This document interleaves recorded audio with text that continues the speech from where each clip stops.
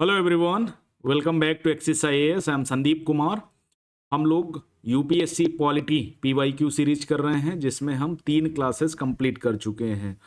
और उन क्लासेस में हमने मूलतः जैसे फंडामेंटल राइट्स हमने कर लिए हैं। उसके पहले अगर शुरू से बात करें तो जो हमारा ऐतिहासिक बैकग्राउंड है, ठीक है, उसको हम कंप्लीट कर चुके हैं। उसके बाद हम प्रस्तावना, ठीक है, प्रस्तावना प्रस्तावना के अलावा फंडामेंटल राइट्स, डीपीएसपी, और उसके आगे अगर बात करें तो फंडामेंटल ड्यूटीज, संसद, राष्ट्रपति, केंद्र सरकार जिसमें पीएम और कैबिनेट वगैरह आता है, सुप्रीम कोर्ट, हाई कोर्ट, राज्य विधान परिषद, है ना। इन सभी विषयों पर हम चर्चा कर चुके हैं पीवाईक्यू सीरीज के माध्यम से। आज हमारी जो क्लास होगी ना, वो आगे जा कर के होगी, जैसे पंचायत एक्सटेंशन है, जनजातीय क्षेत्र हैं, उसके अलावा संवैधानिक आयोग हैं, कुछ संविधान संशोधन, तो आगे का पोर्शन देखेंगे। इस सीरीज के अंतर्गत हम लोग 2011 से लेकर के 2024 तक के पीवाईक्यू सीरीज का एनालिसिस कर रहे हैं, जिससे हमारे 2025 में पॉलिटी की तैयारी अच्छे से हो सके। क्योंकि पॉलिटी है ना, 17-18 क्वेश्चन पूछे जा रहे हैं और काफ़ी सिंपल टाइप के क्वेश्चन आते हैं। अगर थोड़ा सा टर्मिनोलॉजी को ठीक से कर लिया जाए, उसके अलावा कॉन्सेप्ट को अच्छे से प्रिपेयर कर लिया जाए, तो मुझे लगता है पॉलिटी में 15-16 क्वेश्चन बहुत आराम से सही किए जा सकते हैं। पिछले 4-5 सालों से पॉलिटी का यही ट्रेंड रहा है। करीब 10-12 या मैक्सिमम कह दो 15 चैप्टर्स ऐसे हैं जहां से पॉलिटी में अच्छे खासे क्वेश्चन पूछे जाते हैं। अगर आपको लगता है कि इस तरह से प्रिपेयर करके हम कम समय में अधिकतम स्कोर कर सकते हैं, तो आपको करना ही चाहिए। ओके, तो आज हम जो चैप्टर देखने वाले, जो आगे देखने वाले हैं, उसमें देखेंगे स्थानीय शासन। अब स्थानीय शासन में 2021 के बाद से कोई क्वेश्चन नहीं पूछा गया, ठीक है, तो इसको हम लेस इंपॉर्टेंट में रख देते हैं, लेकिन हो सकता है इस बार क्वेश्चन पूछ लिया जाए। अब पंचायत एक्सटेंशन भाई 74वां संविधान संशोधन आपने पढ़ा ही है। आपने आर्टिकल 40 पढ़ा है, जिसमें पंचायती राज की बात की गई है, पंचायत सिस्टम की बात। और इसके लिए 4 मूलतया मुख्य समितियां बनी हैं, बलवंत राय मेहता, अशोक मेहता, एमएल सिंघवी समिति। इस तरह से समितियों के बारे में आपको पता होना चाहिए। तो सबसे पहले आप बेसिक देखेंगे इसका, और उसके बाद आप एडवांस लेवल का तैयार करेंगे। जैसे राष्ट्रीय स्तर पर अनुसूचित जाति अन्य पारंपरिक वन निवासी यानी वन अधिकारों की मान्यता अधिनियम 2006, ठीक है, के प्रभावी कार्यान्वयन को सुनिश्चित करने के लिए कौन सा मंत्रालय केंद्रीय अभिकरण या नोडल एजेंसी है। 2021 तक इस टाइप के सवाल पूछे गए, ठीक है। अब वन अधिकारों को मान्यता देनी है तो जनरली कौन आएगा? या तो पर्यावरण मंत्रालय आएगा, या फिर जनजातीय कार्य मंत्रालय आएगा। अगर पंचायत एक्सटेंशन से लेकर के बात होती है तो पंचायती राज, जैसे पेशा की बात करें अगर, ठीक है, पेशा में पंचायती राज मंत्रालय के अंतर्गत आता है, तो जनरली इसको हम जनजातीय कार्य मंत्रालय के अंतर्गत रखते हैं। ओके, तो इसको भी आपको तैयार करना है, खासकर 2006 में यह अधिनियम आया था। उसके अलावा स्थानीय स्वशासन की सर्वोत्तम व्याख्या यह की जा सकती है। स्थानीय स्वशासन का मतलब क्या है? 73वां और 74वां संविधान संशोधन याद करो आप। ये दोनों संविधान संशोधन 1992 में हुए थे, नरसिम्हा राव की सरकार के समय। इसके माध्यम से क्या किया गया? 73वें के माध्यम से ग्राम सभा, ठीक है, मंडल पंचायत, त्रिस्तरीय पंचायत का ढांचा, और जिला पंचायत, त्रिस्तरीय पंचायत बनाई गई। अब इन त्रिस्तरीय पंचायत का मतलब लोकतांत्रिक विकेंद्रीकरण, मतलब पावर को विकेंद्रीकरण करना, अंतिम व्यक्ति तक पहुंचाना, ग्राम सभा की भागीदारी करना या आम जनमानस की भागीदारी करने के लिए इसको किया गया था 73वां और 74वां संविधान संशोधन।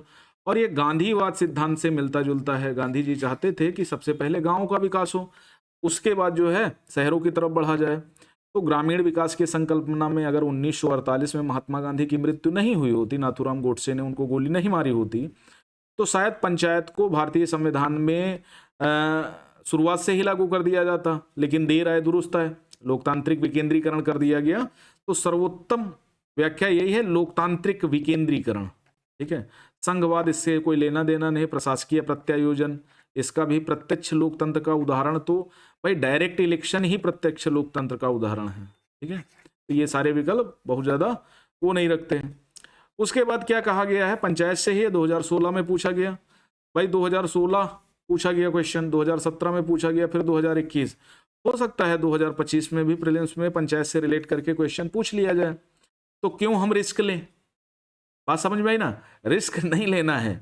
अभी हमारे पास बढ़िया से टाइम है, 4-5 महीने के आसपास हमारे पास है। अगर हम अच्छे से प्रिपेयर करें तो अभी भी हम यूपीएससी प्रीलिम्स की तैयारी बहुत अच्छे तरीके से कर सकते हैं। ओके। किसी भी व्यक्ति के लिए पंचायत का सदस्य बनने के लिए न्यूनतम निर्धारित आयु 25 वर्ष है। अब ये देखो, क्या 25 वर्ष है? भाई 25 वर्ष तब मान लेते जब लोकसभा की बात करता, विधानसभा की बात करता। 30 वर्ष हम तब मान लेते जब राज्यसभा की बात करता, राज्य विधान परिषदों की बात करता। ठीक है, इनकी बात करता तो हम 30 वर्ष मान लेते, लेकिन यहां ऐसा नहीं है। राष्ट्रपति उपराष्ट्रपति की बात करता तो हम 35 मान लेते। ठीक है, 25 वर्ष नहीं है, 18 वर्ष है। ग्राम प्रधान बनने के लिए 18 वर्ष का होना, यानी जिस एज में आप वोट डाल सकते हो उस एज में आप प्रधानी का इलेक्शन भी लड़ सकते हो, ग्राम पंचायत का सदस्य बन सकते हो। ओके, तो पहला तो ऑप्शन गलत है, क्योंकि ये लोकसभा और विधानसभा की एज है। अब दूसरी बात क्या कहेंगे, पंचायत के समय पूर्व भंग होने के पश्चात पुनर्गठित पंचायत, ठीक है, मान लिया 5 साल का कार्यकाल होता है और 3 साल में ही पंचायत भंग हो गई, तो जो नई पंचायत 6 महीने के अंदर गठित होगी वो कहा गया केवल अवशिष्ट समय के लिए ही जारी रहती है।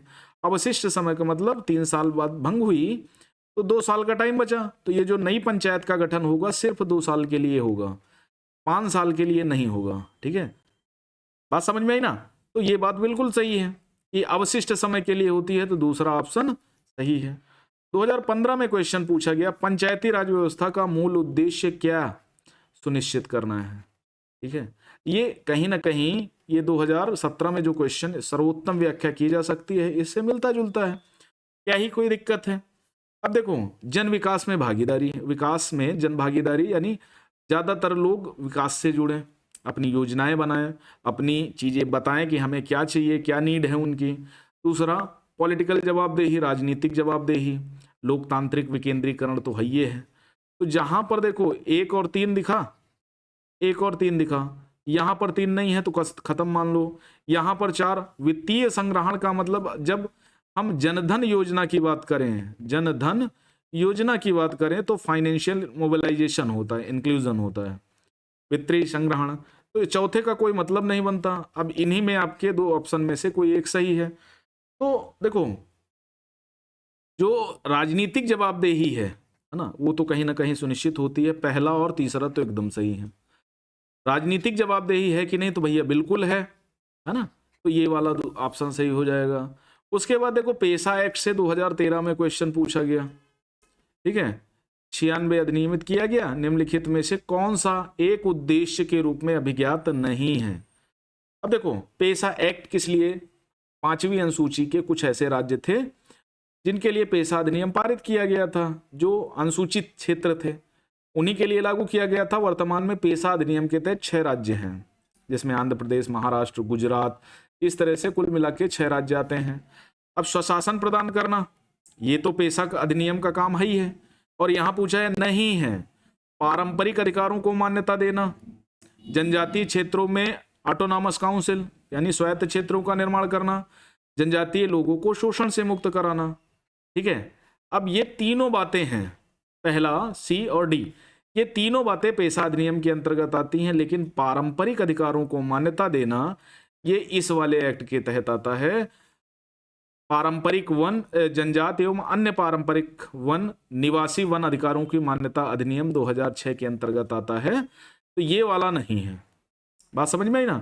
ये 2006 अधिनियम के अंतर्गत आता है, जो वन अधिकारों की मान्यता अधिनियम है। तो पारंपरिक अधिकारों की जो मान्यता मिलती है, जैसे लघु वनोपज है ना, उसको जंगल से इकट्ठा करना, ये जनजातीय लोगों का काम होता है, तो वो उसके अंतर्गत शामिल होता है। ठीक है, अगला है अनुसूचित जाति अन्य पारंपरिक वनवासी वन अधिकारों को मान्यता अधिनियम 2006 के अधीन व्यक्तिगत या सामुदायिक वन अधिकारों अथवा दोनों की प्रकृति और विस्तार के निर्धारण की प्रक्रिया को प्रारंभ करने के लिए कौन प्राधिकारी होगा। कहने का मतलब है कि अगर व्यक्तिगत या सामुदायिक वन अधिकारों की बात की जाए, दोनों की प्रकृति या उसके विस्तार के निर्धारण की प्रक्रिया हो तो कौन प्राधिकार होगा?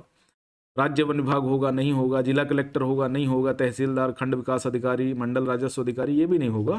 सिंपल सी बात है, ग्राम सभा होती है।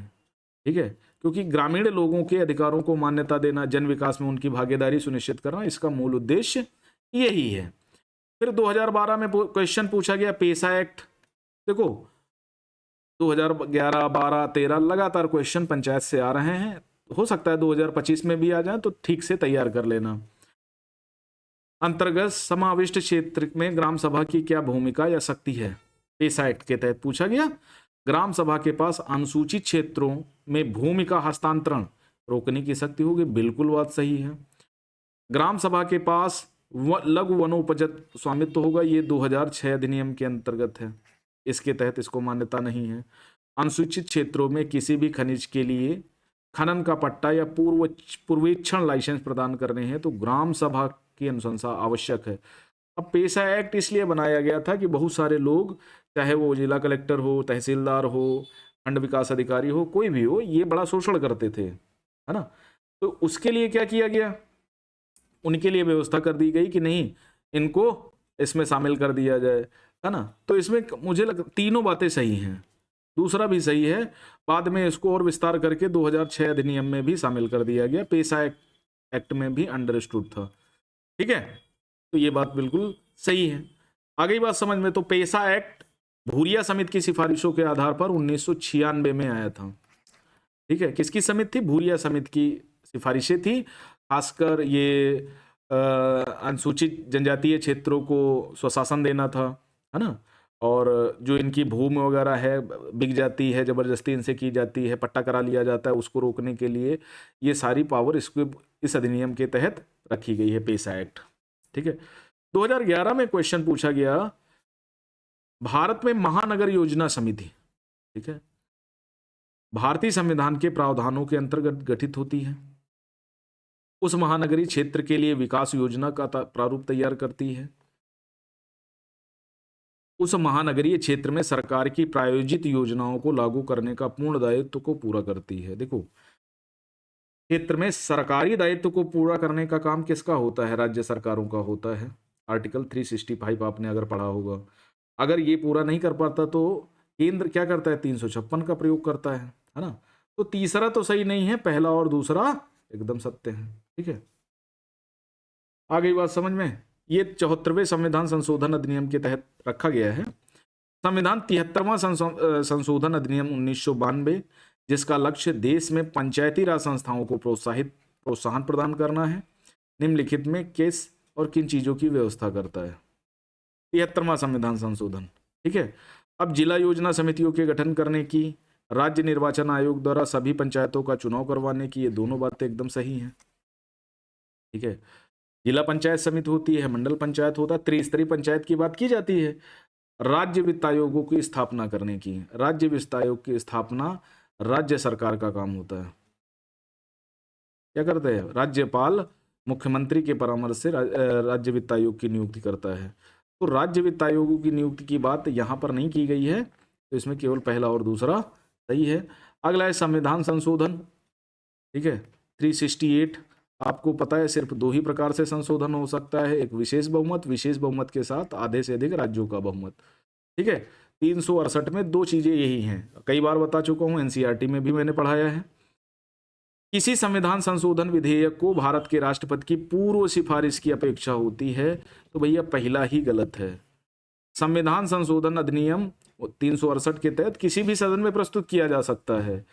और एक चीज और अंडरस्टूड है, बाद में लिख दी गई कि संविधान संशोधन विधेयक पर राष्ट्रपति को अनुमति देना बाध्यकारी है। तो ये बात तो बिल्कुल सही है, तो पहला हटा दो।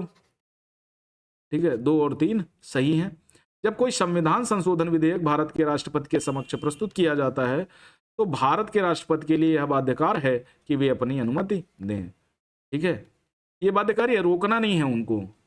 ठीक है, अब देखो, साधारण विधेयक होगा तो रोक सकते हैं, अपने पास रख सकते हैं, पुनर्विचार के लिए लौटा सकते हैं। धन विधेयक को रोक सकते हैं, अनुमति देंगे या नहीं देंगे, एक काम ये कर सकते हैं। वित्तीय विधेयक को अपने पास रोक सकते हैं, पुनर्विचार के लिए लौटा सकते हैं, लेकिन संविधान संशोधन विधेयक पर अपनी राय देनी पड़ेगी। ठीक है, संविधान संशोधन विधेयक लोकसभा राज्यसभा दोनों द्वारा विशेष बहुमत से पारित होना ही चाहिए। इसके लिए संयुक्त बैठक का कोई उपबंध नहीं है। संयुक्त बैठक सिर्फ साधारण विधेयक के मामले में है। उसके बाद देखो, आयोग परिषद अधिकरण 2020 तक क्वेश्चन पूछे गए। अब ये नालसा के बारे में, लीगल सर्विस अथॉरिटी के बारे में पूछा गया। भारत में विधिक सेवा प्रदान करने वाले प्राधिकरण लीगल सर्विस अथॉरिटी निम्नलिखित में से किस प्रकार के नागरिकों को निःशुल्क विधिक सहायता प्रदान करती है? अब देखो, इसका जो स्पष्टीकरण 1987 में इसको पारित किया गया था। ठीक है, एलएसए को क्यों पारित किया गया था? आर्टिकल जो 39A है वो कहता है मुक्त एवं अनिवार्य कानूनी सहायता की बात करता है। किसको? वंचित वर्ग के तबकों को, बुजुर्गों को। तो इसमें चौथा तो सही है, सभी वरिष्ठ नागरिकों को कहा गया। ठीक है, चौथा मैंने मान लिया। लेकिन क्या ओबीसी के सदस्यों की बात की गई? यहाँ ओबीसी के सदस्यों की बात नहीं की गई। तो ये वाला हटा दो, ये वाला हटा दो। अब या तो यही सही होगा, दूसरा तो सही नहीं होगा। 2 लाख से कम ट्रांसजेंडरों को, कमजोर वर्ग के लोगों के लिए बात की जाती है, बुजुर्गों के लिए बात की जाती है, उन महिलाओं के लिए जिनके साथ बड़े बड़े क्राइम हुए हैं, हीनियस क्राइम हुए हैं, उनके लिए, बच्चों के लिए बात की जाती है निःशुल्क विधिक सहायता प्रदान करने की। तो थोड़ा कॉमन सेंस यूज करेंगे तो चीज़ें अपने आप आसान हो जाएंगी। एनजीटी के बारे में पूछा गया, नेशनल ग्रीन ट्रिब्यूनल 2010 में गठित हुआ था। ठीक है, एनजीटी क्या है? पर्यावरण से संबंधित एक निकाय है। अब एनजीटी किस प्रकार केंद्रीय प्रदूषण नियंत्रण बोर्ड सीपीसीबी से भिन्न है? तो भैया ये संवैधानिक आयोग हो गया है, संविधान के तहत गठित किया गया था। यह कार्यपालिका आदेश द्वारा बाद में इसको विधिक मान्यता दे दी गई। तो एनजीटी का गठन एक अधिनियम द्वारा किया गया है 2010, राष्ट्रीय हरित प्राधिकरण एक्ट। ठीक है, जबकि सीपीसीबी का गठन सरकार के कार्यपालक आदेश से किया गया है। तो बिल्कुल सही है। एनजीटी पर्यावरण न्याय उपलब्ध कराता है और उच्चतर न्यायालयों के मुकदमे के भार को कम करने में सहायता करता है, जबकि सीपीसीबी झरनों कुओं की सफाई को प्रोत्साहित करना, ठीक है, देश में वायु की गुणवत्ता में सुधार लाने का लक्ष्य रखता है। तो दोनों बातें सही हैं। सिंपल सा क्वेश्चन था। अगला, भारत का निर्वाचन आयोग 5 सदस्यीय निकाय है, कभी नहीं रहा। पहले सिंगल सदस्यीय निकाय था, फिर डबल हुआ, फिर ट्रिपल कर दिया गया। तो इस समय ट्रिपल है, 1 अध्यक्ष 2 अन्य निर्वाचन आयुक्त। तो पहला गलत है, पहला गलत है तो ये गलत हो जाएगा। संघ का गृह मंत्रालय आम चुनाव उपचुनाव दोनों के लिए चुनाव कार्यक्रम तय करता है। भैया ये कौन होता है? गृह मंत्रालय कौन होता है चुनाव तय करने वाला? तो दूसरा भी गलत है। इलेक्शन कमीशन खुद डिसाइड करता है राष्ट्रपति से परामर्श करके। निर्वाचन आयोग मान्यता प्राप्त राजनीतिक दलों के विभाजन विलय से संबंधित विवाद निपटाता है, चुनाव कराता है ना, राजनीतिक दलों को जो है मान्यता प्रदान करता है, उनका पंजीकरण करता है, उनको चिन्ह आवंटित करता है, चुनावी विवादों चुनावी विवादों का निपटान करता है, उपचुनाव कब होंगे इसकी अधिसूचना जारी करता है, कब एग्जिट पोल प्रकाशित कर सकते हैं उसकी अधिसूचना चुनाव करता है, कब कहाँ चुनाव होंगे, रद्द करना है या नहीं करना है, वो सब सारा काम चुनाव आयोग का है, वो चुनाव आयोग करता है। 3 सदस्यीय निकाय है, ये याद रखना। भारत सरकार ने नीति आयोग की स्थापना निम्नलिखित में किसका स्थान लेने के लिए की है? अब नीति आयोग क्या है? गैर वैधानिक निकाय है। ठीक है, 2015, क्योंकि 2015 में इसका एस्टेब्लिशमेंट हो गया था, 2017 जनवरी से इसने कार्य करना स्टार्ट कर दिया। तो भैया वित्त आयोग का क्यों करेगा? वित्त आयोग का काम 280 के तहत है, संवैधानिक निकाय है और ये गैर वैधानिक निकाय है। विधि आयोग मानवाधिकार आयोग का नहीं है, योजना आयोग के स्थान पर आया था और ये भी क्या है? गैर वैधानिक निकाय है। निम्नलिखित में से कौन भारत में योजना से संबंध है? तो राष्ट्रीय विकास परिषद है। ठीक है, संसद इससे संबंधित होती है, संघीय शहरी विकास मंत्रालय, ग्रामीण विकास मंत्रालय, वित्त आयोग। ठीक है, क्या सभी सम्मिलित होते हैं? सभी तो नहीं सम्मिलित होते हैं। शहरी और ग्रामीण विकास मंत्रालय, ग्रामीण विकास मंत्रालय सम्मिलित होता होगा 1 3 4, 1 एनडीसी 2 4, 2 और 4, सिर्फ 2 और 4 है। ठीक है, सिर्फ 2 और 4, संसद और राष्ट्रीय विकास परिषद। वित्त आयोग का उससे संबंध नहीं होता, वो तो शुद्ध आगम के करों का बंटवारा के संबंध में है। किस निकाय या किन निकायों का संविधान में उल्लेख नहीं है? तो सबसे पहले योजना आयोग का नहीं है। अब योजना आयोग का नहीं है तो या तो ये सही होगा, या तो ये सही होगा, या तो ये। राष्ट्रीय विकास परिषद का भी नहीं है, ये भी एक कार्यपालक आदेश द्वारा बना था, तो पहला और दूसरा हो गया। अब या तो ये सही, ये भी गलत हो गया, ये भी गलत हो गया, या तो ये सही होगा, या तो ये। क्षेत्रीय परिषदों की बात क्या की गई है भारतीय संविधान में? हाँ बिल्कुल की गई है, तो पहला और दूसरा गलत, सही है, बाकी सब गलत है। परिसीमन आयोग के बारे में बात कर लेते हैं। परिसीमन आयोग, परिसीमन आयोग के आदेशों को किसी न्यायालय में चुनौती नहीं दी जा सकती, बिल्कुल सही बात है।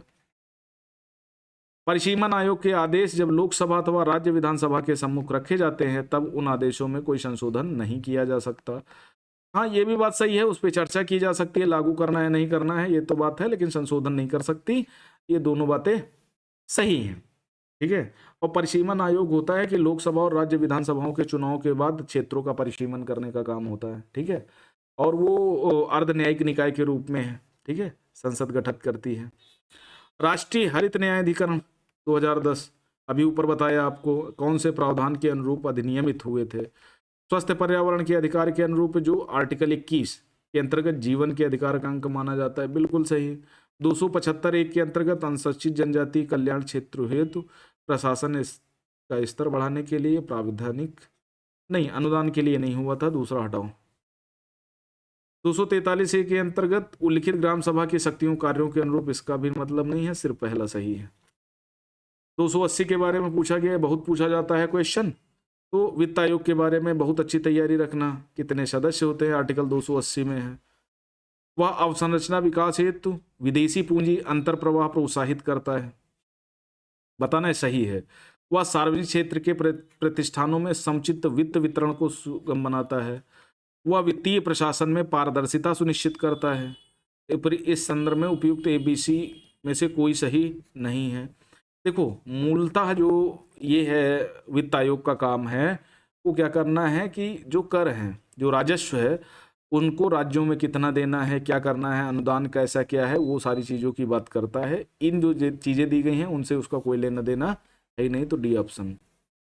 अगला अनुसूची और अनुच्छेद 2022, यदि किसी विशिष्ट क्षेत्र को भारत के संविधान की 5वीं अनुसूची के अधीन लाया जाए तो निम्नलिखित कथनों में से कौन सा एक इसके परिणाम को सर्वोत्तम रूप से प्रतिबिंबित करता है? अब 5वीं, 6ठी, 4 राज्यों को छोड़कर सभी राज्यों के लिए, 6ठी अनुसूची मात्र 4 राज्यों के लिए, ओके। अनुसूचित जनजातीय क्षेत्रों के संबंध में है, आप सभी को पता होगा। इससे जनजातीय लोगों की जमीनें गैर जनजातीय लोगों को अंतरित करने पर रोक लगेगी। इससे उस क्षेत्र में एक स्थानीय स्वशासी निकाय का सृजन होगा। इससे वह क्षेत्र संघ राज्य क्षेत्र में बदल जाएगा, गलत है। जिस राज्य के पास ऐसे क्षेत्र होंगे उसे विशेष कोटि का राज्य घोषित किया जाएगा, ऐसा भी नहीं है। तो ये दोनों तो सही नहीं है। अब देखो क्या है, पेशा एक्ट क्या करता है? पेशा एक्ट भी यही काम करता है, गैर जनजातीय लोगों की जमीनों को अंतरित करने पर रोक लगाता है। ऑटोनॉमस काउंसिल की बात करता है ये, ठीक है, ये वाला बी वाला ऑप्शन सही है। संपत्ति का अधिकार क्या है? ये क्या स्थिति है? विधिक अधिकार है जो केवल नागरिकों को प्राप्त है, या विधिक अधिकार है जो किसी भी व्यक्ति को प्राप्त है, या मूल अधिकार है जो केवल नागरिकों को प्राप्त है? गलत है, मौलिक अधिकार नहीं था, है 1978 तक था। 44वें संविधान संशोधन द्वारा इसे विधिक अधिकार बना दिया गया, 301 के अंतर्गत रख दिया गया। यह ना तो मूल अधिकार है ना ही विधिक अधिकार है, तो भैया ये भी गलत है, ठीक है, विधिक अधिकार तो है। अब देखो, अब एक चीज है, ये दोनों बातें सेम है तो विधिक अधिकार मान लेते हैं। अब या तो ये केवल नागरिकों को प्राप्त है या किसी भी व्यक्ति को प्राप्त है। किसी भी व्यक्ति में नागरिक और गैर नागरिक दोनों आ जाते हैं, विदेशी व्यक्ति भी आ जाते हैं, तो ये सिंपल सी बात है, ये केवल नागरिकों को प्राप्त अधिकार है, ठीक है, विधिक अधिकार है, केवल नागरिकों को प्राप्त है। भारत के संविधान की किस अनुसूची के अधीन जनजातीय भूमि का खनन करने के लिए निजी पक्षकारों को अंतरण, आकृत और शून्य घोषित किया जा सकता है? तो भैया 5वीं अनुसूची के तहत किया जा सकता है। 5वीं, 6ठी अनुसूची जनजातीय क्षेत्रों के प्रशासन से संबंधित है। 9वीं अनुसूची कुछ नियमों, विधिनियमों का विधिमान्यकरण होता है। 12वीं अनुसूची 74वां संविधान संशोधन अधिनियम के तहत जोड़ी गई थी। 11वीं पंचायती राज व्यवस्था। 10वीं अनुसूची दल बदल के लिए। 9वीं अनुसूची विधिमान्यकरण के लिए, है ना। तो तीसरी अनुसूची का कोई मतलब नहीं है। किस प्रधानमंत्री कार्यालय के कार्यकाल के दौरान भारत के संविधान में 9वीं अनुसूची को पुनः स्थापित किया गया था? तो प्रथम संविधान संशोधन अधिनियम 1951 में ही जवाहरलाल नेहरू के समय इसको जोड़ा गया था। 2018 में यदि भारत का राष्ट्रपति संविधान के अनुच्छेद 356 के अधीन यथा उपबंधित अपनी शक्तियों का किसी विशेष राज्य के संबंध में प्रयोग करता है तो क्या होता है? राज्य की विधानसभा स्वतः भंग हो जाती है, भंग स्वतः नहीं होती, की जाती है। उस राज्य के विधानमंडल की शक्तियां संसद द्वारा या उसके प्राधिकार के अधीन प्रयोज्य होंगी। राज्य में अनुच्छेद 19 का निलंबन हो जाता है। राष्ट्रपति उस राज्य से संबंधित सभी विधियां बना सकता है। अब देखो, या तो ये सही होगा या तो ये सही होगा। विधानसभा स्वतः भंग नहीं होती, उसको भंग करना पड़ता है, जरूरत पड़ी तो कर देते हैं, ठीक है। तो राज्य के विधानमंडल की शक्तियां संसद द्वारा उसके प्राधिकार के अधीन प्रयोज्य होने लगती हैं। राष्ट्रपति क्या करता है? स्वयं या अपने अधीनस्थ के माध्यम से शासन चलाने लगता है जब तक नया चुनाव ना हो जाए। निम्नलिखित कथनों पर विचार करना है। भारत की संसद किसी कानून विशेष को भारत के संविधान की 9वीं अनुसूची में डाल सकती है। ये तो बिल्कुल डाल सकती है, कोई दिक्कत नहीं है। 1951 में जवाहरलाल नेहरू के समय प्रथम संविधान संशोधन अधिनियम द्वारा इसको जोड़ा गया था, ठीक है, तो डाल सकती है, कोई दिक्कत नहीं, नो डाउट। 9वीं अनुसूची में डाले गए किसी कानून की वैधता का परीक्षण किसी न्यायालय द्वारा नहीं किया जा सकता एवं उसके ऊपर कोई निर्णय भी नहीं लिया जा सकता, तो ये बात तो अतिरेक है। ये पहले चलती थी, लेकिन केशवानंद भारती मामले के बाद ये सारी चीजें बदल गई। तो सिर्फ पहला तो सही है, लेकिन दूसरा पूर्णतया गलत है। ओके, भारत के संविधान में 5वीं अनुसूची और 6ठी अनुसूची के उपबंध निम्नलिखित में किसके लिए किए गए हैं? तो सिंपल सा क्वेश्चन 2015 में पूछा गया। अनुसूचित जनजातियों के हितों के संरक्षण के लिए, राज्यों के बीच सीमाओं के निर्धारण के लिए, पंचायतों की शक्तियां, प्राधिकार, उत्तरदायित्व के निर्धारण के लिए, सभी सीमावर्ती राज्यों के हितों के संरक्षण के लिए। तो ये गलत है। पंचायत आर्टिकल 40, 73वां और 74वां इनके लिए प्रयोज्य होता है। पहला अनुसूचित जनजातियों के हितों के संरक्षण के लिए ऐसा किया गया है। ओके, भारत के संविधान की निम्नलिखित में से कौन सी एक अनुसूची दल बदल विधेयक के उपबंध है? तो भैया 8वीं अनुसूची है, सॉरी 10वीं अनुसूची है। 8वीं अनुसूची तो भाषा के संबंध में है, ठीक है। 10वीं अनुसूची है जो दल बदल के संबंध में। देखो 2014 से अगर बात करें या 11 से 2011 से बात करें तो पॉलिटी में अति सिंपल टाइप के क्वेश्चन आ रहा है, बस थोड़ा सा ध्यान रखने की जरूरत। अगला, भारतीय संविधान के निम्नलिखित में से कौन से प्रावधान शिक्षा पर प्रभाव डालते हैं? तो शिक्षा की बात आर्टिकल 45 नीति निर्देशक तत्व भी कहता है ना। और कौन से प्रावधान? शिक्षा, 6ठी अनुसूची, 5वीं अनुसूची, शहरी और ग्रामीण और शहरी स्थानीय निकाय, ठीक है। तो राज्य के नीति निर्देशक तत्व करते हैं, ये तो सही बात है। उसके बाद 7वीं अनुसूची जिसमें पावर ऑफ सेपरेशन, शक्तियों का बंटवारा, संघ सूची, राज्य सूची, समवर्ती सूची, तो ये तो होगा नहीं, तो ये वाले हटा दो, ठीक है। तो ये वाले दोनों ग्रामीण एवं शहरी विकास ग्रामीण और शहरी स्थानीय निकायों की बात की गई, तो ये दोनों बातें सही हैं। शासन व्यवस्था के विविध विषय 2021 में पूछा गया। भारतीय राज्य व्यवस्था में निम्नलिखित में से कौन सी अनिवार्य विशेषता है जो यह दर्शाती है उसका स्वरूप संघीय है? अब देखो, इस टाइप के क्वेश्चन आपको सिर्फ एनसीईआरटी में मिलेंगे, लक्ष्मीकांत में बहुत कम मिलेंगे। एनसीईआरटी अगर आप करते हो तो ठीक है। न्यायपालिका की स्वतंत्रता सुरक्षित है। संघ की विधायिका के में संगठित इकाइयों के निर्वाचित प्रतिनिधि होते हैं। राज्यसभा की बात की जा रही है कि राज्यों के प्रतिनिधि होते हैं। केंद्रीय मंत्रिमंडल में क्षेत्रीय पार्टियों के निर्वाचित प्रतिनिधि हो सकते हैं। मूल अधिकार न्यायालयों द्वारा प्रवर्तनीय है। अब इसमें राज्य व्यवस्था में निम्नलिखित में कौन सी अनिवार्य विशेषता यह दर्शाती है कि उसका स्वरूप संघीय है? ठीक है। तो दूसरी बात है कि जो संसद है उसमें राज्यों के प्रतिनिधि होते हैं, ठीक है। मूल अधिकार प्रवर्तनीय है, ये तो न्यायालयों का कार्य क्षेत्र है। केंद्रीय मंत्रिमंडल में सभी क्षेत्रीय पार्टियों के निर्वाचित प्रतिनिधि हो भी सकते हैं, नहीं भी हो सकते हैं। न्यायपालिका की स्वतंत्रता सुरक्षित है, ठीक है। तो ये संघीय स्वरूप की बात कहां कर रहा है? संघीय स्वरूप का मतलब होता है केंद्र और राज्य के बीच क्या संबंध है, समझना। तो संघ की विधायिका यानी संसद में संगठक इकाई हो, यानी जो 28 राज्य हैं और 3 यूटीज हैं, उनके प्रतिनिधि राज्यसभा में जाते हैं निर्वाचित होके। ओके।